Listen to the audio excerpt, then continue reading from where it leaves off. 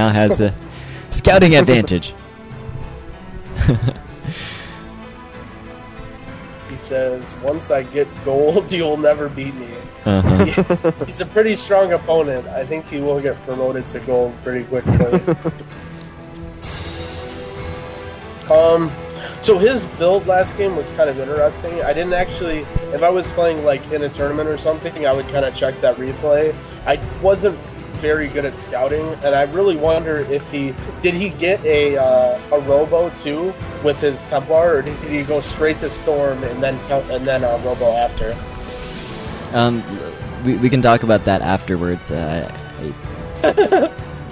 don't want to give away too much, but I'm curious. Are you more scared of Colossi or Templar? If it's one base, Colossi, but later game Templar. If I know the Colossi are coming, Colossi are kind of like, I don't want to really compare it with cheese, but if you know ahead of time that Colossi are coming, then they're not that big of a deal. But the counter to Colossus is basically to be prepared and have a lot of Vikings. But the thing about Templar is you can be ready with EMPs and all that stuff, but if you don't use them properly and micro your stuff, you're still going to die, even if you knew it was coming. So, like, early on, if someone surprises me with fast Colossus, like, they basically win the game instantly because I'm too Marine heavy or I'm not, like, teching the Vikings. But later on, I think Storm is a lot more devastating. I guess especially because, I mean, Templars in general, because feedback is also really good. And Archons are, you know, not a super powerful unit, but they're still pretty good. Okay, that's interesting to know. I mean, I've had some debates with Anonymous which one's more scary. And I know a lot of Protoss do like Colossi, and Colossi is very well regarded as a ground unit, I think. Even more so than the Siege Tank. Well, then again, the Siege Tank is fairly cheap. I'm going to be sneaky here. I hope he isn't listening to the stream, but he actually saw me fast Expo that game. And I'm going to pull my SCVs off gas, and this is maybe like a tournament thing or a best of 3 thing.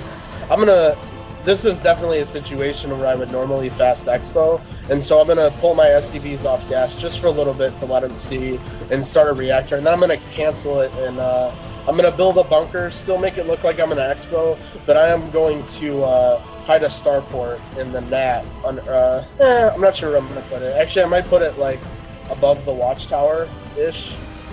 No, I'm going to put it in his NAT, I think, or in the NAT of the other base. I don't do this build too often, so I don't have like a concrete place of where I want to put it, but I'm going to proxy a starport and go Banshees really quick. The question what I was asking about the Robo is because I was wondering exactly how quickly he was getting observers. If he had gone straight to Storm without observers, then a build like this is going to be really, really, really, really strong. And so I'm still going to make it look like I'm in a fast Expo, and he even like gets his probe up here and sees my bunker, but I did not fast Expo. And so when a Protoss sees this, generally they're either going to respond by Expoing themselves or adding a lot of gateways or getting Dark Templars or some sort of tech that kills you. But I'm not, I'm just going to be playing defense and then going straight for Banshees. So a lot of times when a Protoss sees this, they're going to skip Robo right away and just go straight for not observers. And so hopefully the Banshee will catch them off guard. The problem is I'm really scared with this SCV to do something with it. I don't want to give away what I'm doing, so I'm just going to like sit my SCV back and just leave it by the starport, which kind of sucks, but whatever.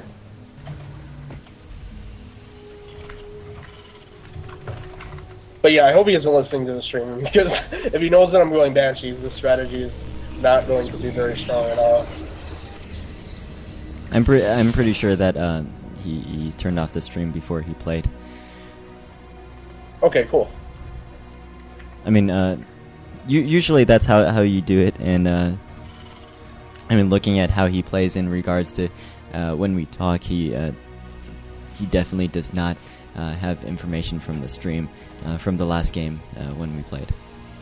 Alright, cool. I'm not like accusing anybody of cheating or anything, but I'm just saying, I guess more from a strategic standpoint that if someone knows the strategy is coming, it's not going to do the damage necessary to make it viable. One thing I'm really worried about is even though his reaction could be when he sees my expo to expand himself, his reaction could be make a lot of shit and kill me. So I'm gonna make a lot of bunkers just because I think as long as he doesn't go really fast Observer, my Banshee is gonna do a lot of damage. So I'm not really too worried about my economy. Normally this would be a time where I spend my money to get a command center out really quickly because he's not going to be able to attack me because of the Cloak Banshees, but I'm really not like too super worried about getting my CC up. And I just saw a pylon with my Banshee, so I think he expanded. So yeah, he definitely did expand. I think his Robo is going to be most likely pretty late with this build, and I think he's going to take a lot of damage from this. And I just got in his base. He's building a Robo, or he already has a Robo, which I don't think he has an Observer ready. So Anonymous wants me to declare what's my favorite type of cheese for his next Costco run. So I'm going to say that I like cheddar cheese. I'm a pretty normal guy. But we do see these Banshees in his base. I like Swiss. I'm a Swiss kind of guy. What usually happens when you see like now you can definitely see that he has an Observer because he was shooting at you. So what do you usually do after you see that he has an Observer with your Banshees? Speaking as a Protoss player, this is a really interesting question for me. Well, the thing is even though he has an Observer, it doesn't mean like the harassment is still null and void. He still has to keep an Observer back at his base. He still has to keep units back. So I'm going to abuse the fact that he can't really move out, and I'm going to keep poking in with my Banshees.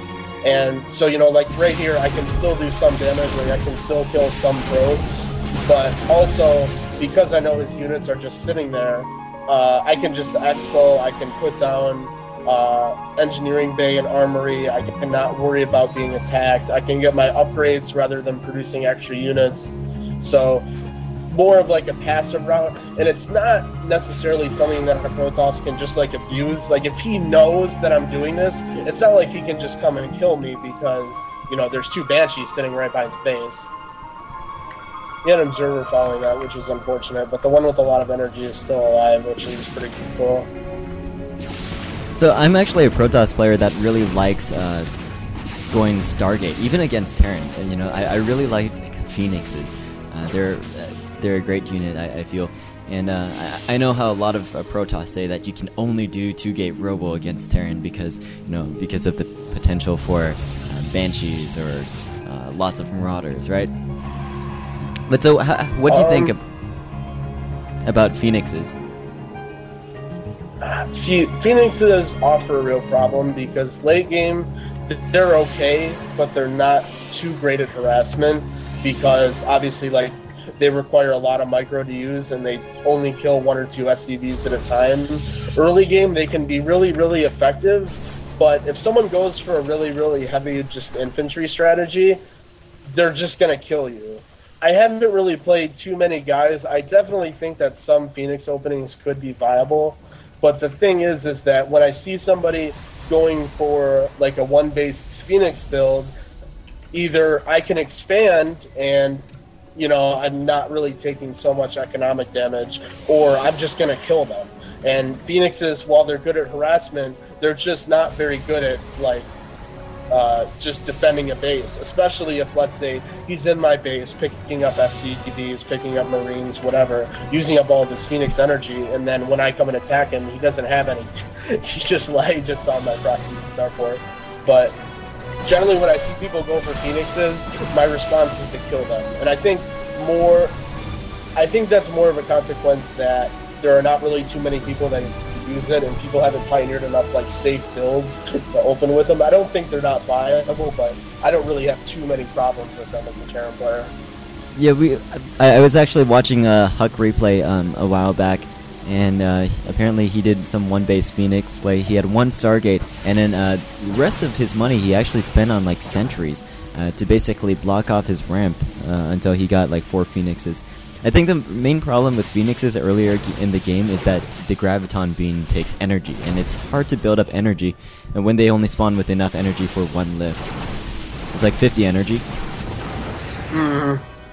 Like, especially when you run it right to their base and you use the lift on, you know, whatever, Yep. an SCV or a mule or something. Which I'm not saying it isn't worth it, but then, you know, then your Phoenix just sits there. It's Yep. just like a flying paperweight, and so. And then they're building a turret or a cannon or a spore crawler, and then you're basically useless now. Right. And so in this situation, because I went for the proxy starport, I opted for like a faster third base. And this is something that it was real common in Brood War, just because, you know, people in Brood War are good at macro, but a lot of people don't really use this option very much in StarCraft 2. And it's just basically, if you feel like if you're not really behind, but you don't feel safe enough to go for some sort of timing push, you can just build a third CC in your base pretty quickly. And depending on the situation, like, I'm going to planetary it, just because I don't think he expects me to go for this, so he might have a lot more units being prepared for, like, a push or something. But you can also orbital it, like, depending on the map, because there's, like, the rocks in the middle, and he just saw it, so I'm interested to see what his reaction is to this. I'm going to run this Banshee. I'm probably going to cloak it and, like, use it as an observer. And I'm just going to fly it through the map to see, like, what his reaction to this strategy is going to be. If he's going to, like, just get pissed and try and kill me, or if he's going to expand himself. It's important, though, when you go for a late-game oriented strategy that you keep up with your upgrades. And I made sure to get my armory up, and I'm starting +2/+2 weapons right away. There are also there's a second option for your third expansion. I mean, there are actually two other options for your third expansion. One is in the natural of the base up atop of you, and another is at the smiley face at the bottom middle. Why'd you pick the one that's closest to the enemy? I really don't like the smiley face one per se, just because there's basically like a back entrance to it that's very difficult to defend. So that one, like, I'm not really comfortable like using that, just because you basically have to like PF that and put like tanks there, and if he goes for it, you just have to like counter him and base trade and stuff. This is a little bit more of like a safer option, where if he goes for my third, I'm gonna have stuff ready to defend it, and, you know, all my units can kind of stay in one place. And the upper left one, it's an okay one to take. It's definitely not like a bad option. The reason I opt for this one is because in the later game, these expos are a lot harder to secure. So you want to mine the closer ones out right away, because like the other one that you pointed out, like the natural of the base above me, is really easy to defend. So like I have enough units to defend comfortably now, so there's no reason to take that one when I might want to take it later on. Because a lot of times on this map, it turns into a really long macro game where it's like you're kind of cutting the map in half. And so that's a base that I'm going to want later on, and I'm going to want this one mined out. That's pretty interesting. Like, usually when I play on this map, I actually almost always forget about that expansion until like really late, and then it's like really close to the enemy, so then I have troubles actually securing it pretty well. Yeah, and one thing my army is lacking, because I made so many tanks, is I don't have any medevacs.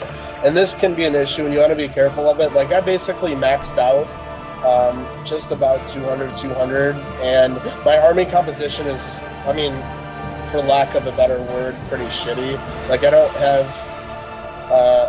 have a lot of ghosts, and I don't have any medevacs. I have like 2 medevacs. So that's one thing you want to kind of be aware of, is as you start to max out, you want to be paying attention to, like, if you're missing any units. And he just poked into my stuff, so I'm kind of worried here. I think he's gonna like all in my head off. I like his your trench warfare style over here, like with all those tanks in the line. The Colossus are hallucinated. I was wondering, I didn't see any Colossus on the down there. So that battle went pretty well for me. He's definitely going to be macroing. I haven't like won the game or anything, but it bought me enough time to like make a push on the map and get position.